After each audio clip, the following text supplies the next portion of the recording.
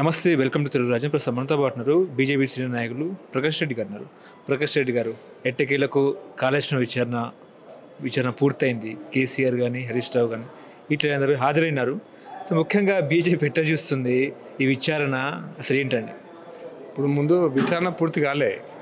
మనం క్లారిటీగా PC Ghosh commission యొక్క టైము జూలై 31 దాకా ఎక్స్టెండ్ చేశారు. కాబట్టి ఇప్పుడున్నటువంటి పరిస్థితుల్లో మొన్న మధ్యలో ఈటల రాజేందర్ గారికి, హరీష్ రావుకి, కేసీఆర్ గారికి, మాజీ ముఖ్యమంత్రి కేసీఆర్ గారికి నోటీసులు ఇచ్చారు కమిషన్ ముందు హాజరుగామని. వాళ్ళు వచ్చి హాజరైనారు. ఇది అంతవరకు పూర్తయింది. ఈ యొక్క హాజరైనటువంటి నేపథ్యంలో వచ్చినటువంటి ప్రశ్నలు కావచ్చు, వాటికి వచ్చినటువంటి కొత్త అంశాలు ఏమైనా ఉంటే వాటి మీద మళ్ళీ ఎంక్వైరీ జరుగుతుంది. మళ్ళీ ఇంకెవరికైనా నోటీసులు కూడా ఇవ్వచ్చు, మళ్ళీ వీళ్ళని రమ్మని కూడా అడగవచ్చు. కాబట్టి ఎంక్వైరీ కమిషన్ ఎంక్వైరీ పూర్తయినట్టు మనం అనుకోవాల్సిన అవసరం లేదు. జూలై 31 దాకా ఎంక్వైరీ నడుస్తూ ఉంటుంది. జూలై 31 నాడు వాళ్ళు ఎంక్వైరీ క్లోజ్ చేస్తే రిపోర్టు రాష్ట్ర ప్రభుత్వానికి ఇవ్వాల్సి ఉంటుంది. ఇచ్చిన తర్వాత ఏం జరుగుతుందో సంగతి తర్వాత. కానీ వాళ్ళ విచారణలో అడిగినట్టు ముఖ్యంగా ప్రాణహిత చెవుల దగ్గర నుంచి కాళేశ్వరం ప్రాజెక్ట్ని ఎందుకు మార్చారు అనేది ప్రశ్న. అదేవిధంగా డిపిఆర్ఓ సమగ్రంగా ఎవరు తయారు చేశారు, ఇంజనీరింగ్ ఎవరు అనేదే చర్చ. అవన్నీ కూడా రికార్డ్స్ ఉన్నాయి. ఇవన్నీ తూతూ మంత్రం కార్యక్రమాలు. కేసీఆర్ గారిని ఇవన్నీ అడగాల్సిన అవసరం లేదు. ఎందుకంటే వాళ్ళ దగ్గర డిపిఆర్ ఎవరు తయారు చేశారో వాళ్ళకి తెలుసు. ప్రాణాయిత చెవుల దగ్గర నుంచి ప్రాజెక్టు మార్చడం కోసం అనేటువంటి ఏవైతే నోట్ ఫైల్ ఉంటుందో అంత నోట్ ఫైల్ ప్రస్తుత ప్రభుత్వం దగ్గర ఉంటుంది. అవి కమిషన్ తెప్పించుకోవడానికి టైం పడుతుంది. ఏం టైం పడుతుంది, డాక్యుమెంట్స్ అన్నీ ఉంటాయి. ఎట్లా సబ్ కమిటీ ఏం రికమెండ్ చేసింది, క్యాబినెట్ ఏం రికమెండ్ చేసింది, ఏం డిస్కస్ చేశారు, మినిట్స్ ఆఫ్ ది మీటింగ్ ఏంది, అన్ని ఏ రోజు ఏం జరిగిందో అన్ని రికార్డ్స్ ఉంటాయి. దాని బడ్జెట్, కార్పొరేషన్ ఏర్పాటులో వీళ్ళు అప్లై చేసినటువంటి లోన్కి అప్లై చేసినటువంటి ఆర్గనైజేషన్స్, ఎప్పుడు అప్లై చేశారు, ఎంతకాలానికి వాటి పైసలు ఇచ్చారు, ఎప్పుడు డిస్బర్స్మెంట్ చేశారు, ఎవ్రీథింగ్ రికార్డ్ అయి ఉంటుంది వాళ్ళ దగ్గర రికార్డ్ లేకుండా ఉండదు. ఇవంతా ఐవాష్ ప్రోగ్రామ్. ఇది వీళ్ళను అక్యూజర్ అని చెప్పి పంపించి పిలిచినారో దేనికో పిలిచారో తెలియదు. ఇంకా దేనికోసం పిలిచారంటే నాకు తెలిసి అది అక్యూజర్ కోసం పిలవదు, అంటే విట్నెస్ కోసం పిలిచారు. ఎట్ ద మోస్ట్ వీళ్ళు చేసేది ఏముంది, కమిషను హైకోర్టు జడ్జి అయినప్పుడు కూడా అవకతవకలు జరిగాయా, అవినీతి జరిగిందా, అసలు Kaleshwaram project cost benefit ratio ఉందా, మార్చడానికి ఉన్నటువంటి కారణాలు ఏంది, ఇవన్నీ తీస్తారు. కానీ దానివల్ల కాదు కదా, జరిగింది అవినీతి, జరిగింది అక్రమము. అవినీతి వల్ల నాణ్యత లోపం ఉంది. లోపం ఉండడం వల్ల 3 పిల్లర్స్ కుంగిపోయినాయి. ఇవి కదా పరిశీలించాల్సిందే. ప్రజలకు ఈరోజు అత్యవసరంగా అవసరం పడింది ఇది కదా అవసరము. దాన్ని ఇప్పటికీ 18 ఏళ్ళు గడిచింది, ఇంకా 18 ఏళ్ళు గడుస్తుందో తెలియదు. ఇదంతా కాంగ్రెస్ బీఆర్ఎస్ వాళ్ళు మేమైతే భావిస్తున్నా కాంగ్రెస్ బీఆర్ఎస్ కలిసి చేస్తున్నటువంటి డిలేగా భావిస్తున్నారు. అంటే బడ్జెట్ అంచనా ఏ రకంగా, అంటే కాళేశ్వరం అంచనా ఏ రకంగా పెంచారనేదే చర్చ. ముఖ్యంగా 60,000 కోట్లు, 80,000 కోట్లు, 1,00,000 కోట్లు, ఆ తర్వాత 1,50,000 కోట్లు అని కూడా మాట్లాడుతారు. నేను అందుకోసం కాళేశ్వరం బడ్జెట్ పెరగడానికి ఎప్పటికప్పుడు ఫైల్స్ వీళ్ళ దగ్గర ఉన్నాయి. ఎందుకు పెంచినారు ఉన్నాయి, కాగ్ రిపోర్ట్స్ ఉన్నాయి, వాళ్ళకి డ్రాఫ్ట్ రిపోర్ట్స్ ఉంటాయి, ఇవన్నీ ఉంటాయి కదా వాళ్ళ దగ్గర. ఎందుకు ఎక్కడ లోన్ తీసుకుంటే లోన్ అప్లై చేస్తున్నప్పుడు లోన్కి అప్లై చేసినటువంటి ప్రపోజల్ బ్యాంక్ డిపిఆర్ ఇస్తాం కదా, ప్రతి బ్యాంకు డిపిఆర్ ఇస్తాం కదా. డిపిఆర్ ఇవ్వకుండా బ్యాంక్ కూడా రూపాయి కూడా ఇవ్వడు కదా. అది పిఎఫ్సి ఇవ్వని, ఆర్ఈసి ఇవ్వని, పంజాబ్ నేషనల్ బ్యాంక్ ఇవ్వని, ఇంకేదైనా బ్యాంక్ కన్సార్టియం ఇవ్వని, ఆడుకో ఇవ్వని, ఎవరిచ్చిన బ్యాంకు లోన్స్ వాళ్ళకి డిపిఆర్ ఇవ్వాల్సిందే. ఎక్కడెక్కడ తీసుకుందో లెక్క చెప్పాల్సిందే. ఇవన్నీ కూడా డాక్యుమెంట్స్ ఉన్నాయి కదా. ఈ 10 కేసీఆర్ని పిలవడం కోసం, వీళ్ళని పిలవడం కోసం 4 రోజులు టైం వేస్ట్ చేయాలన్నా? ఇదంతా కూడా టైంపాస్ చేసే కార్యక్రమంగా నేను భావిస్తున్నా.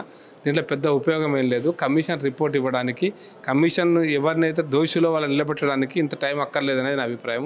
ఇప్పటికే బాగా డిలే అయింది కాబట్టి వెంటనే చర్యలు తీసుకోవాలని నేను అడుగుతున్నాను. కేంద్ర ప్రభుత్వం కూడా దీనికి పర్మిషన్ ఇచ్చింది, కేంద్ర జనరల్ శాఖ కూడా దీనికి గ్రీన్ సిగ్నల్ ఇచ్చింది కూడా అంటున్నారు కాంగ్రెస్ వాళ్ళు. నేను ఇప్పుడు ఇది కాంగ్రెస్ వాళ్ళు మాట్లాడుతూ తలా తోకలేని ఒక పిచ్చి చర్చ అని నేను అనుకుంటున్నాను. పిచ్చి చర్చ.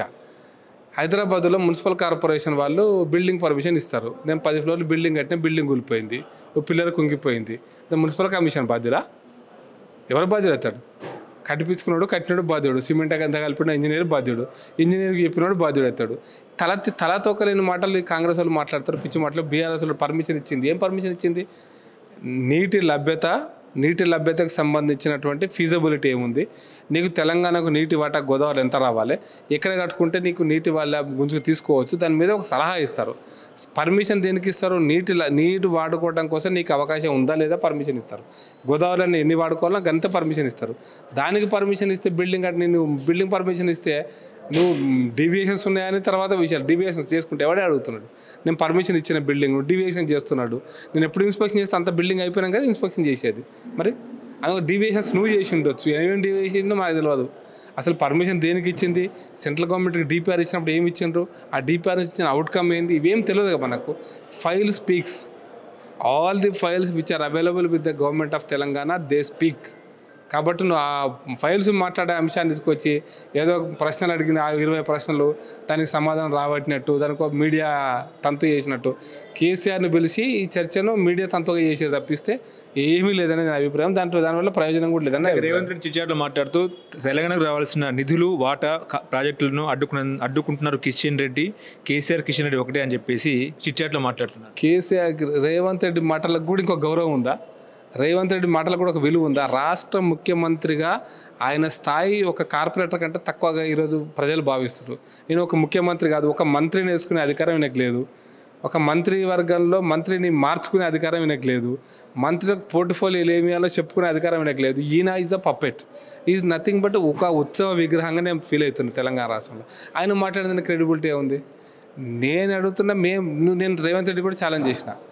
గత 10 సంవత్సరాలు టీఆర్ఎస్ పార్టీ కూడా తెలంగాణ రాష్ట్రానికి ఏమేమి ఇచ్చిందో దానికి సంబంధించినటువంటి చర్చ పెట్టడం కోసం వాళ్ళు సిద్ధమైతే మేము సిద్ధమని చెప్పిన. ఇప్పుడు రేవంత్ రెడ్డి కూడా ఛాలెంజ్ చేస్తున్నా, ప్లేస్ నువ్వు చెప్పు, టైం నువ్వు చెప్పు, నువ్వేరా, నువ్వు వస్తే మా కిషన్ రెడ్డి గారు వస్తారు, పక్కా వస్తాడు, ఎక్కడనో చెప్పు. కిషన్ రెడ్డి గారు ఇప్పటివరకు ఈ తెలంగాణ రాష్ట్రానికి ఏమేమి ప్రాజెక్ట్ తెచ్చిందో మేము చెప్తాం, కిషన్ రెడ్డి గారు చెప్తారు. ఏమేమి నువ్వు ప్రతిపాదించినావో నువ్వు చెప్పు, దానికి సమాధానం కూడా మేము చెప్తాం. ఏమేమి ప్రతిపాదించినావు కూడా ఇష్టం వచ్చినట్టు నోరుంది కాబట్టి మాట్లాడడం అనేటువంటిది స్థాయి దిగజారుతుంది. ఆయన ఒక ఉత్సవ విగ్రహము, ఆయన ఒక పప్పెట్. ముఖ్యం రాహుల్ గాంధీ చేతిలో ఒక కీలు బొమ్మ ఆడిస్తాడు, తైతక్కలాడే ఒక తోలు బొమ్మల ఆట వెనక కూర్చొని ఆడిపిస్తుంటారు. ఆ తోలు బొమ్మల ఆటలు అంటే ఒక బొమ్మ, తోలు బొమ్మ కరెక్ట్ చెప్పడం, ఒక తోలు బొమ్మ. అంతకంటే ఎక్కువ ఆయన గురించి చెప్పాల్సిన అవసరం లేదు. రేవంత్ రెడ్డి బీజేపీలో బ్యాక్లాగ్ స్టూడెంటా లేకపోతే డల్లర్ స్టూడెంటా లేకపోతే ఏంటి? ఆయన మా స్కూల్ ఎప్పుడో చదివిండు, ఆయన చెప్పిండు మన మా స్కూల్ చదివిన బీజేపీ స్కూల్ అని. కానీ నాకు తెలిసి బీజేపీ స్కూల్ ఎప్పుడైనా చదవలేదు ఆయన. ఈ స్కూల్కి ఎగ్గొట్టిన వ్యక్తిగా మా లక్ష్మణ్ గారు నేను చెప్పిండ్రు డ్రాప్ అవుట్ స్టూడెంట్ అని. ఆ స్కూల్కే లేదు, అటెండెన్స్ లేదు కాబట్టి ఎగ్జామ్ కూడా రాయలేదు అటువంటి పాపత్తు, కాబట్టి డ్రాప్ అవుట్ అయ్యిండు. సో ఇది డ్రాప్ అవుట్ స్టూడెంట్. మా ఎగ్జామే రాయలేదు. మా స్కూల్కి వస్తే కదా స్కూల్కి అడ్మిషన్ తీసుకుంటే మాత్రం స్కూల్కి వచ్చినట్టు కాదు, సభ్యత్వం తీసుకుంటే మాత్రం మా పార్టీలో పనిచేసినట్టు కాదు. ఆయన స్కూల్కి వచ్చి అటెండెన్స్ ఇచ్చి క్లాసులు విని నేర్చుకుంటే అప్పుడు మా స్కూల్ చదువుకున్నట్టు లెక్క. మీరు టీసీ ఇచ్చి పంపించారేమో? మేము టీసీ కూడా ఇవ్వలేదు, డ్రాప్ అవుట్కి టీసీ ఇచ్చేదే ఉంది. ఆయన ప్రైవేట్ ఎగ్జామ్ రాసుకున్నాడు, ఆయన private 10th class exam private రాసుకోనికే, నో అటెండెన్స్ నథింగ్. ఆయన ప్రైవేట్ ఎగ్జామ్ టీడీపీలో రాసుకుంటే ఇప్పుడు యూనివర్సిటీ అయిపోయి చేస్తున్నట్టు కదా. అది కూడా సిగ్గుపడాల్సిన మాట. అది ప్రైవేటు మీటింగ్ కాబట్టి ఆయన ఆడ మాట్లాడిన దాన్ని నేను ఇంకో రకంగా చర్చ పెట్టాను. కానీ తప్పుడు మాట అది. నువ్వు రాహుల్ గాంధీ దగ్గర నువ్వు ఉద్యోగం చేసి నువ్వు తెలంగాణ ప్రజలను అవమానం చేసినావు, సిగ్గుపడుతున్నారు తెలంగాణ ప్రజలు. నీ రాహుల్ గాంధీ దగ్గర ఉద్యోగమా? తెలంగాణ ప్రజలు గెలిచిన ముఖ్యమంత్రి అయినావా? ఏంది అది? తెలంగాణ 63 మంది నీ కాంగ్రెస్ పార్టీ ఎమ్మెల్యేలను గెలిపిస్తే రాహుల్ గాంధీ పాదాల దగ్గర తెలంగాణ ప్రజల యొక్క ఆత్మగౌరవం తాకట్టు పెట్టినటువంటి తెలంగాణ ద్రోహి అంటున్నా రేవంత్ రెడ్డిని. తెలంగాణ ద్రోహి అని పదం ఉపయోగిస్తున్నా, తెలంగాణను అవమానం చేసినట్టు మూర్ఖుడు అంటున్నా. ఈ పదం ఉపయోగిస్తే నేను సిగ్గుపడతలేను. రాహుల్ గాంధీ ఉద్యోగం చేసి చూడండి. తెలంగాణ నిన్ను ముఖ్యమంత్రి, నువ్వు ఆ పార్టీలో పనిచేస్తున్నాడు, పార్టీ పదవులు అవన్నీ రాహుల్ గాంధీ సంబంధించిన విషయం. నువ్వు ముఖ్యమంత్రి అయ్యింది తెలంగాణ ప్రజలు ఓటేస్తున్న ముఖ్యమంత్రి అయినావు రేవంత్ రెడ్డి. నువ్వు ఎమ్మెల్యే అయింది కొడంగల్ ప్రజలు ఓటేస్తే నువ్వు ఎమ్మెల్యే అయినావు. ఎమ్మెల్యే అయినందుకు ముఖ్యమంత్రి అయినావు. తెలంగాణ ప్రజల యొక్క ఓట్లను అవమానం చేస్తున్నావు. అంతకంటే అవమానకరం ఎక్కడ ఉండదని చెప్పదలుచుకున్నాను. ఎక్కడ ఉండదు. రేవంత్ రెడ్డిని అసలు ఏ రకంగా తిట్టినా భాషకు దానికి అంతుండదు. మనం గౌరవంగా మాట్లాడతాం కానీ మూర్ఖుడనే అంటుండే ఈ పదం మాట్లాడడానికి. రాహుల్ గాంధీ ఉద్యోగం చేసి చూడండి. రాహుల్ గాంధీ తెలంగాణ ప్రజలు ఓట్లు ఇప్పించిందా? దుర్మార్గం బాట అని అనిపిస్తుంది. Thank you sir. Hello, Telugu రాజ్యం ఛానల్ చూస్తున్నారా? సామాజిక రాజకీయ జీవన చిత్రణే తెలుగు రాజ్యం. అతిశయోక్తులు అసత్యాలు ఉండవు. రాజకీయ కోణం కాదు, ప్రజా కోణమే కొలబద్ద. తెలుగు రాజ్యం వీక్షణ మీ ఉత్తమ అభిరుచికి నిదర్శనం.